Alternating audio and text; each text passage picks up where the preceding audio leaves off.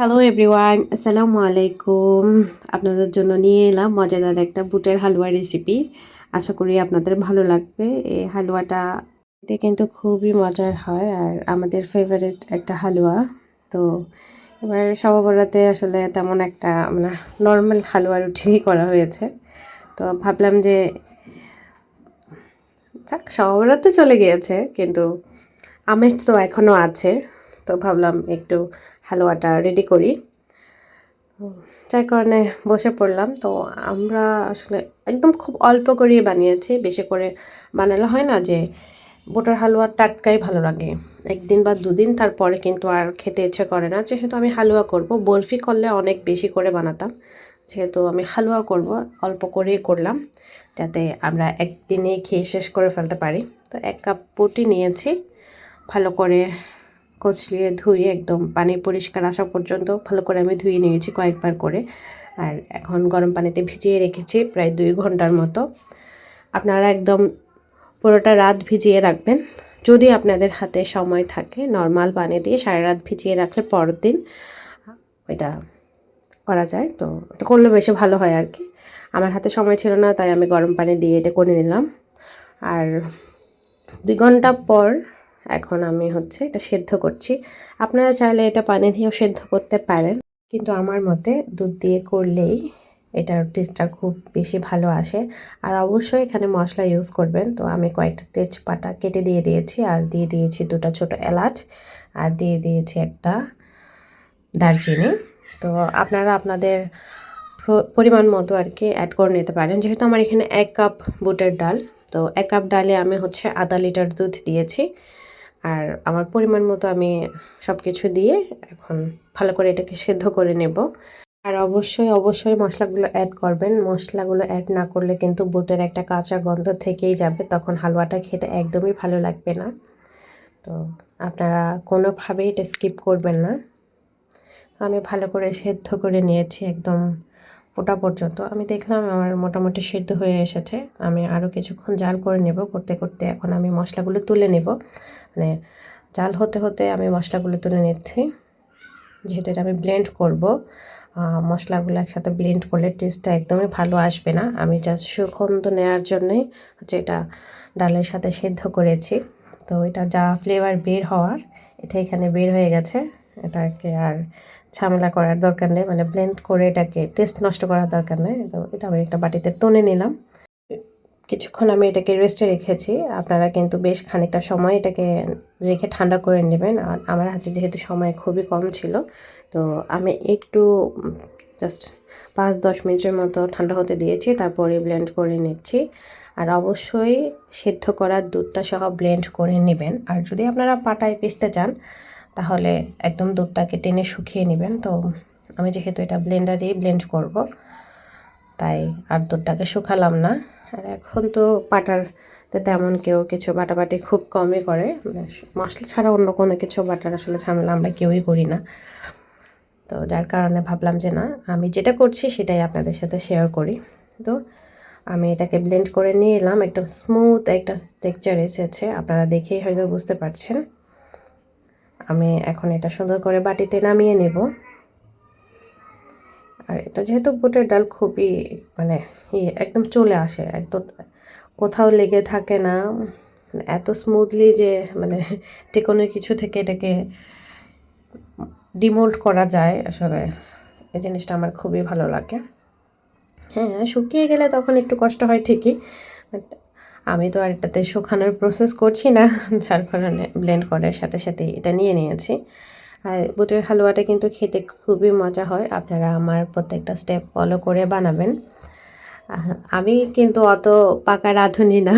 আমি মানে যেটা করে শিখেছি সেটাই আপনাদের সাথে শেয়ার করছি। মানে আমার করার অভিজ্ঞতা দিয়ে আমি যে ভুল ত্রুটিগুলো হয়ে এখন আমি ভুলগুলো শুধরিয়ে পারফেক্ট করছি, সেটাই আপনাদের সাথে শেয়ার করছি। আর অবশ্যই এখানে ঘি ইউজ করতে হবে। তো আমি প্রায় ফ্যানে আমার পরিমাণ মতো ঘি নিয়ে নিলাম।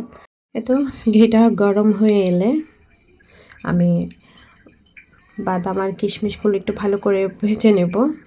আর বাদামগুলো আপনারা আপনাদের পছন্দ মতো সাইজ করে কেটে নিতে পারেন। বাদামকে ৩-৪ পিস করে কেটে নিয়েছি। মানে আমার ইচ্ছে মতো আর কি। আর আমার কাছে সময়ও ছিল না যে আমি একদম কুচি কুচি করে কাটবো। আপনি যখন বাদামটা এটা আপনার দাঁতের নিচে পড়বে আর কি, এটার টেস্ট আসলে অন্য লেভেলে চলে যাবে। তো যার যার যেভাবে ভালো লাগে আর কি। গার্নিশিংয়ের জন্য আপনারা চাইলে একটু পাতলা পাতলা করে কেটে নিতে পারেন। আর ওটা যদি ভাজেন তো ভাজবেন, ভালো না লাগলে নাও ভাজতে পারেন। তো আমি একসাথেই ভেজে নিলাম, ভেজে এখন এটা তুলে নিলাম। এখন আবার আর একটু ঘি দিয়ে নিলাম, মানে বলতে পারেন মানে হালুয়াটা পুরোটাই হচ্ছে ঘিয়ের উপর নির্ভর করে এটার টেস্ট। তো আমি ভালো করে এটা একটু নেড়ে চেড়ে মিশিয়ে দিচ্ছি ঘিয়ের সাথে। এভাবে মেশাতে মেশাতে যখন দেখবো যে পারফেক্টলি মেশানো হয়ে গেছে, তারপরে আমি এটাতে চিনি অ্যাড করব। আমার আশেপাশে একটু নয়েজ শোনা যেতে পারে, তার জন্য আমি দুঃখিত, যেহেতু বাসায় বাচ্চা আছে। আসলে একদম নিরিবিলি ভয়েস ওভার দেওয়া পসিবল না। চিনিটা দেওয়ার পর মিশ্রণটা খানিকটা নরম হয়ে যাবে, খানিকটা না আসলে বেশ পরিমাণেই নরম হবে। তো ভয় পাওয়ার কোনো কারণ নেই। এটা যখন চিনিটা শুকিয়ে আসবে, চিনির পানিটা, এটা অটোমেটিকই ঠিক হয়ে যাবে। আর যেহেতু হালুয়া করব, তাহলে তো আর কোনো কথাই নেই। তো আমি এটা ভালো করে মিক্স করে নিলাম আর একটু চিনিটা চেক করে নিলাম যে পারফেক্ট হয়েছে কিনা। আমার যদি প্রয়োজন হয় আমি আবার একটু চিনি অ্যাড করব। তো তাই আমি চিনির মেজারমেন্টটা আসলে মানে ওইরকম মাপ করে বলতে পারলাম না, যেহেতু আমি খুবই কম চিনি খাই। তো আমি আমার মতো করে দিয়ে নিয়েছি। আপনারা যারা কম বেশি খান তারা আপনাদের পছন্দ মতো টেস্ট করে দিয়ে নেবেন। তো যার কারণে প্রথমে অল্প করে একটু চিনি দেবেন, প্রয়োজন হলে আবার দিতে পারেন, আর না হয়তো নাই। আমি এইভাবেই করি। আমি চিনি কখনো মেজারমেন্ট করি না, আমার টেস্টে যতটুকু প্রয়োজন হয় আমি ততটুকুই ইউজ করি। তো আমার হালুয়াটা দেখতে প্রায় হয়ে এসেছে। তো এখানে আমি এখন আধা কাপের মতো গুঁড়া দুধ ইউজ করলাম। আর গুঁড়া দুধটা একটু আস্তে আস্তে নাড়তে হবে। আমি হচ্ছে খুব ফাস্ট নেড়েছি, মানে আমি যেহেতু ভিডিওটা একটু ফাস্ট করে দিয়েছি, যার কারণে এটা অনেকটা তাড়াহুড়ো লাগছে। বাট আমি অত সময় নিয়ে নাড়িনি, আমি খুবই আলতো হাতে এটা মিশিয়েছি। আর আমি এখানে মানে দুধের পরিমাণটা এমনভাবে ইউজ করেছি যাতে আমার মাওয়ার কাজ করে। আমার বাসায় যেহেতু মাওয়া নাই, তো দুধটাকে আমি একটু দানা দানা রাখার চেষ্টা করেছি।